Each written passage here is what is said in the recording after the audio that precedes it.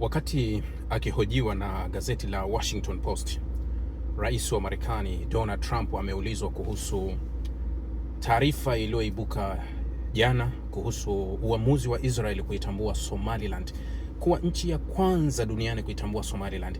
Trump akaulizwa kuwa vipi, Marekani inaelekea huko? Akasema hapana, sisi halituhusu. Maswali yanakuwa mengi kwenye hili swala. Taarifa iliyotolewa na ofisi ya waziri mkuu wa Israeli inataja kuwa imeitambua rasmi Somaliland na kuanzisha nayo makubaliano kupitia mkataba unaofahamika kama mkataba wa Abraham. Mkataba wa Abraham sio mali ya Israeli, ni mali ya Marekani. Mkataba huu ambao unatajwa kuandikwa kwa ushirikiano kati ya Israeli na Marekani ukisimamiwa na mkwe wa Donald Trump, Jared Kushner, mwaka 2017, 18, 19 na ukaja kuanza kutumika mwaka 2020. Mkataba wa Abraham uliandikwa na kile ambacho Marekani wanasema kuwa ni mkataba wa suluhu katika eneo ambalo lina imani za Abraham. Abraham ni Ibrahim kwa Waislamu. Kwa hiyo ule mkataba ulipewa jina la Abraham kwa kusema kuwa hili eneo lina imani tatu ambazo zinaamini utakatifu wa eneo hili, wakikusudia kuwa Wayahudi, Waislamu na Wakristo wanaamini kuhusu Abraham au kuhusu Ibrahim. Wanasema wote wanakubaliana kuwa wao asili yao inatokana na Ibrahim. Kwa hiyo ukaandaliwa mkataba wa suluhu la wafuasi wa Ibrahim au mkataba wa Abraham au kama vile unavyofahamika kama Abraham Accords, ambao mwaka 2020 ulimuingiza Imarati, ukamuingiza Bahrain, ukamuingiza Morocco na ukamuingiza Sudani pembeni pamoja na Chad kwa chini bila matangazo. Mkataba wa Abraham ambao unatajwa kuwa huu ni mkataba ambao umewekwa kwa sababu ya imani tatu. Kurasa 580 za mkataba wa Abraham hazina upendeleo wa sehemu mbili, ila karibu mkataba mzima umependelea pande moja. Yaani huu ni mkataba ambao unaleta suluhu kwa watu wenye imani inayotokana na Abraham au Ibrahim, lakini hauwapi haki pande mbili, Wakristo na Waislamu hauwapi haki mkataba wa Abraham. Mkataba wa Abraham ambao umewekwa kwa ajili ya suluhu la hawa wafuasi wa Ibrahim waweze kuishi kwa amani katika eneo ambalo wao wote wanakubaliana, umetoa haki kwa Wayahudi peke yake, haujatoa haki kwa jamii nyingine. Amani iwe nawe. Peace be upon you. Assalamu alaikum, natumai wewe ni mzima wa afya na unaendelea vyema kabisa na majukumu yako ya kila siku. Sijazungumza na wewe kwa siku kadhaa. Kidogo nilikuwa na mambo mawili matatu ya hapa na pale, lakini sijakususa. Na leo watu walitaka zungumza bana kuhusu kile kilitokea Nigeria, mashambulizi ya Marekani yaliyoelekea Nigeria. Kuna andiko nimeshalizungumza, yani kuna makala fulani nimeshayazungumza. Nadhani msaidizi wangu wa hapa akitulia ataiandaa na ataipandisha hapa YouTube, mtasikiliza. Nimezungumza kwa zaidi ya dakika 10 kuelezea nini kilitokea Nigeria na yale mashambulizi ya Nigeria yalikuwa yanaakisi nini na uelewa kuhusu Nigeria ni lipi na matatizo na maoni ya Nigeria ni yapi. Nimekwisha kulizungumza hili swala, lakini litakufikia, najua hapa bado halijafika. Nataka kuzungumza kuwa uamuzi wa Israeli kuitambua Somaliland. Umoja wa Afrika umetoa kauli na matamko ya kupinga wazo la Israeli la kuitambua Somaliland. Umoja huo unasema kuwa unatambua usalama na uhalali wa Somalia moja. Nchi ya Saudi Arabia na yenyewe imetoa kauli kama hiyo ikifuatiwa na Misri, lakini Somalia yenyewe imekerwa na kauli hiyo ya Israeli ya kuitambua Somaliland kuwa nchi huru. Somaliland ilijiondoa rasmi kutoka Somalia kutoka katika miungano ya miaka ya 60, ikajiondoa mwaka 91 baada ya vurugu kubwa za Somalia za kina Farah Aidid na wengine. Sasa tangu mwaka 91 Hargeisa ambayo ndio imekuwa mji mkuu wa Somaliland umekuwa ikijaribu kutafuta ulimwengu kuitambua. umekuwa ukijaribu kuonyesha ulimwengu wanastahili hilo. Wamekuwa na fedha yao, sarafu, wamekuwa na pasipoti yao, wamekuwa na bendera yao, wamekuwa na chaguzi zao ambazo wanaweza kusema kuwa ni za kidemokrasia kwa mujibu.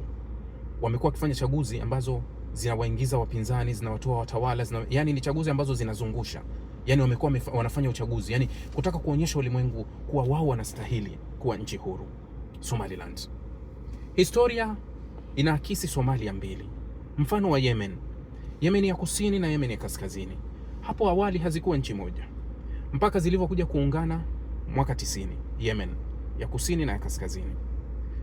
Lakini Somalia same hazikuwa nchi moja hapo awali.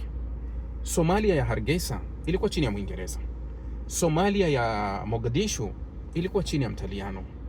Kwa hiyo zilivyokuja kupata uhuru zikaungana kuanzisha ile Somalia moja. Lakini kukawa kuna malalamiko makubwa kati ya pande mbili za Somalia.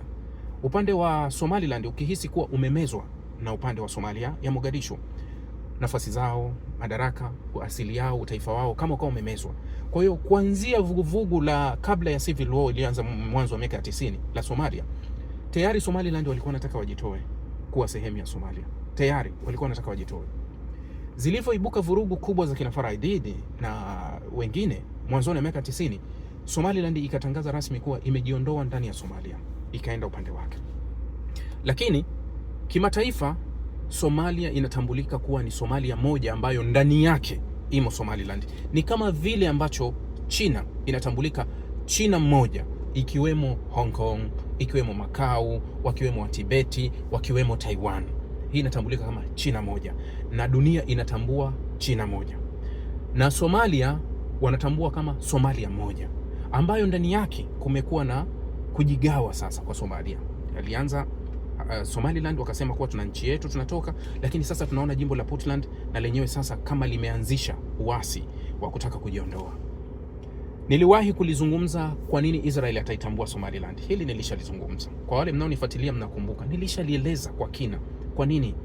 Kwa sababu tayari wakati wa wazo la Trump la Riviera ya Gaza, ya watu wa Gaza wanatakiwa waondoke, tayari kuna mipango ilikwisha kufanyika ya kutaka kuwahamisha wakazi wa Gaza, ima wapelekwe kwenye, waliomba wapelekwe Misri, Misri ikakataa, Jordan ikakataa, katika zile nchi ambazo zilikataa kuwachukua. Kwa hiyo wakaona tutafute nchi gani ambayo wanaweza wakaishi. Wakaona kuna nchi ambayo inahitaji kutambuliwa tu ila iko tayari kuwapokea, Somaliland. Hitaji kubwa la kisiasa la Somaliland ni kutambulika. Mwaka jana waliingia mgogoro mkubwa mwanzo wa mwaka jana kati yao na Ethiopia. Ethiopia ilikuwa tayari kuitambua Somaliland, lakini dunia ikaja juu mpaka suluhu ikaenda ikafanyika kule Ankara, Uturuki, kwa Erdogan ambaye ameikemea Israel kwa utambuzi wa hilo, kuwa kwa nini umeitambua Somaliland? Unataka kusababisha ile Horn of Africa istulie, yani ile pembe ya Afrika istulie. Alikuwa na vitu viwili Israel vya kuitambua Somaliland. Kwanza, ikiwa Somaliland watakubali kuwapokea wa Palestina, bila shaka kwa mujibu wa kisiasa Israel ata mpango wa Israeli una baraka zote za Marekani. Marekani anapokuambia kuwa hajui lolote na hatoitambua, hali ya kuwa Israel anatuambia kuwa ametambuana na Somaliland kwa kusimamia makubaliano ya Abraham. Abraham ni mkataba wa Marekani. Imekuwaje Israel amekwenda na mkataba wa Marekani kuitambuana na Somaliland bila kumshirikisha mwenye mkataba wake ambaye ni Marekani? Jibu linakuja kuwa nyuma ya kila kitu Marekani ametoa baraka zake kwa Israel kufanya hivyo. Lakini Somaliland wamekuwa wakitafuta, walikuwa wako tayari kuipa Ethiopia ardhi ili Ethiopia iwatambue. Wakafikia kiwango cha juu kabisa na mvutano na Somalia ya Mogadishu. Misri akaingilia kati, ikawa ugomvi umekaribia. Israel akaingia upande wa Ethiopia na silaha zikapelekwa mpaka Puntland kule. Kidogo waingiane kwenye vita ambayo ingekuwa ni vita ya pili au ya tatu kati ya Ethiopia na Somalia. Lakini Erdogan akawaita kule Ankara kuwasuluhisha, mambo yakaisha. Ethiopia wakaondoa ile mau yao kwa Somaliland, wakaliacha. Wakarudi kutafuta bandari nyingine upande wa pili wa Eritrea. Nilizungumza na nyinyi last week kwa kuna mgogoro mpya kati ya majirani hao na karibia wataingia kwenye vita, Eritrea na Ethiopia. Kwa sababu nini? Ethiopia anataka kufikia bandari. Sasa Somaliland ilipo iko eneo zuri sana la kimkakati, karibu linaelekea upande wa pili wa pwani ya Aden. Tayari katika aliyekuwa dalali wa hili alikuwa ni Imarati. Imarati ni dalali wa hili swala la Israeli kuitambua Somaliland. viwili Israeli anavitaka kwa Somaliland. Chukueni watu wa Palestina, halafu sisi tunataka eneo lenu, kwa sababu liko kwenye pembe ya Afrika, eneo la kimkakati. Israel mara kadhaa alipeleka maombi yake kwa Djibouti kutaka kupewa eneo kama vile nchi zingine ambazo zinaitumia Djibouti kimkakati kuweka kambi kubwa. Djibouti inapokea fedha nyingi sana za kigeni kwa ajili ya mataifa makubwa kuwa yameweka kambi zake. China, Marekani, Ujerumani wameweka kambi za kijeshi Djibouti. Sasa Israel hakupewa nafasi hiyo kwa Djibouti. Pembeni kuna Wahuthi wa Yemen ambao wanamnyima usingizi. Upande mmoja analindwa na Imarati kwa sababu Imarati anamiliki kisiwa cha Kosota ambacho ni kisiwa ambacho kiko chini ya Yemen. Kosota, moja visiwa vizuri vyenye vitu vingi, vyenye historia kubwa. Imarati yuko pale, wameweka rada nyingi, wamefunga mitambo ya kijeshi vizuri kabisa kwa ajili ya usaidizi wa Israeli.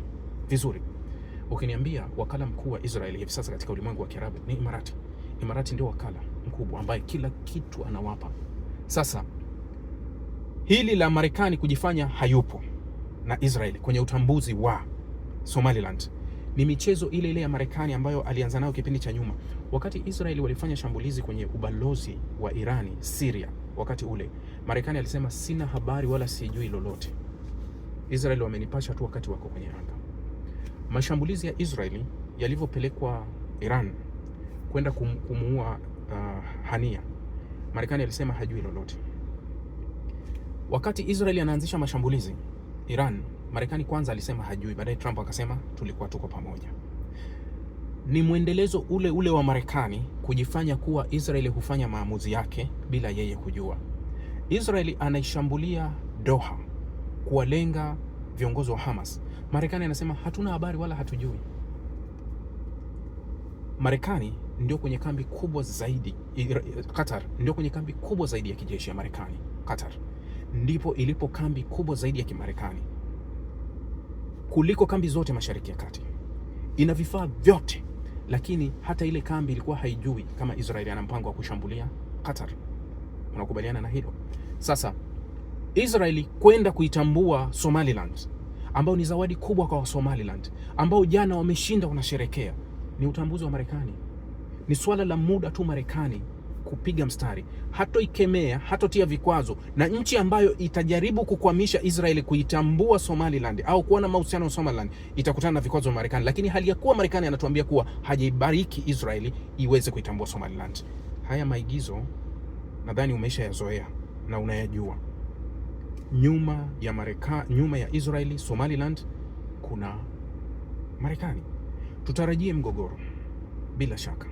Kuna mgogoro mkubwa utaibuka eneo la Horn of Africa, mgogoro ambao utazalisha baadhi ya nchi. Hapa sasa hivi mimi sina shaka Ethiopia itafuata kuitambua Somaliland, kwa sababu kuna faida kwa kutambua. Tayari Ethiopia walikuwa na nia, wameshafanya mazungumzo makubwa na Somaliland kuwa wanataka kuweka pale. Sasa kama Somaliland itakuwa nchi huru ambayo inatambulika na Israel, inatambulika na Marekani, nini kinaendelea? Ethiopia ataweka kambi bila shida yoyote, ataweka kambi na ataingia makubaliano na kila kitu kitakwisha. Sasa wa Somaliland walikuwa ni atafuta hii fursa kwa mujibu maswala, yani kwa mtego wa kisiasa wamefanikiwa. Lakini kuna lile swala ambao unaweza kuhisi kuwa labda kunaweza kutokea mtafaruku, kwa sababu jamii ya Wasomali ni watu wanaounga mkono wa Palestina moja kwa moja. Raia wa ndani watakataa kuwa hatutaki kuwa na uhusiano na Israeli, wanaweza wakafungwa midomo wakawa kama Morocco, wasizungumze lolote, na hiyo ikaisha. Yote yanawezekana.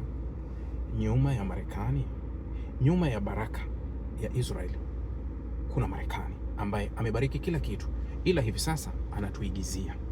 Jamani, hiyo ndio Somaliland, na asanteni.